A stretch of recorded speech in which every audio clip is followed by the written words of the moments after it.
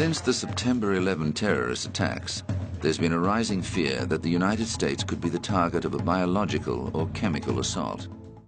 Letters containing anthrax spores were mailed to several news media offices and 2 Democratic U.S. senators, killing 5 people and leaving 17 others affected. Anthrax is a disease caused by Bacillus anthracis, a germ that lives in soil. Anthrax is rare. It affects animals such as cattle, sheep, and goats more often than people.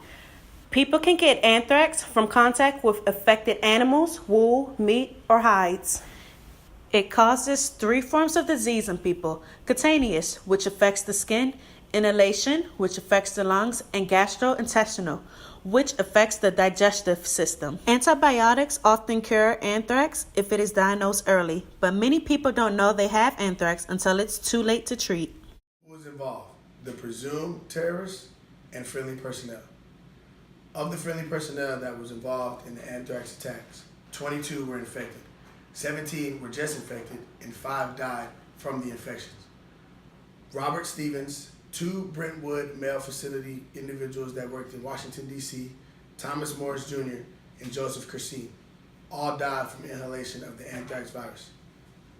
Of the individual that was accused, Dr. Stephen Hatfield was accused for being involved because of his abilities and his involvement in the Specialized Infectious Diseases section working for the U.S. Army.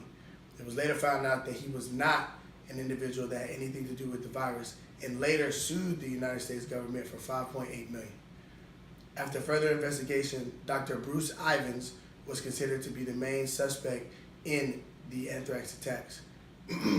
But before he was able to be questioned and detained, he committed suicide by killing himself via overdose. On August 6, 2008, the United States government declared him as the sole culprit of the anthrax virus attacks.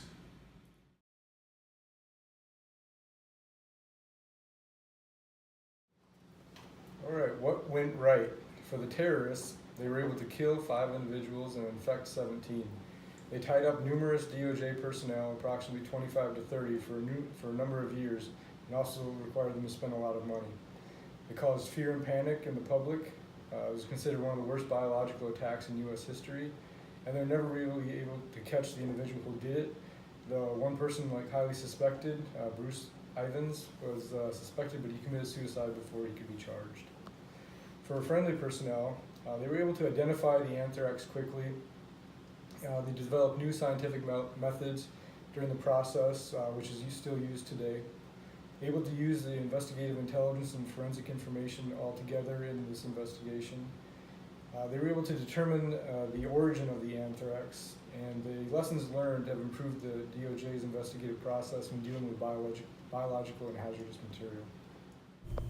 The investigation shifted to Dr. Bruce Ivins because of the fact of him becoming isolated and working extra hours during the relevant time period. Envelopes used in the attacks in a flask containing RMR 1029, which is claimed by the FBI to be the parent material of anthrax used in the mailings, was also found. Although over 100 other people had access, they were later cleared. This is when questions started to rise. What was Dr. Ivins' motive?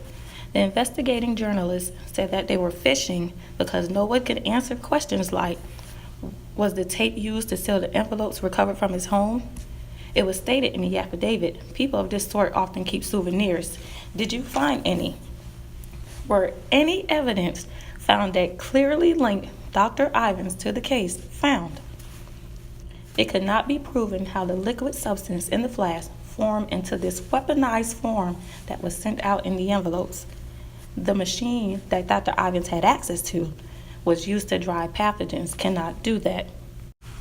The incident could have been prevented by giving the doctor proper medical help, knowing that he suffers from bipolar disorder.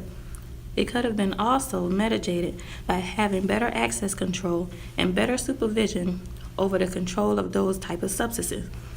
Also, the FBI should make sure they have hard facts and evidence stating that a particular person is responsible, so such events such as Dr. Ivins committing suicide would not happen. With Dr. Ivins committing suicide, it became a case closed.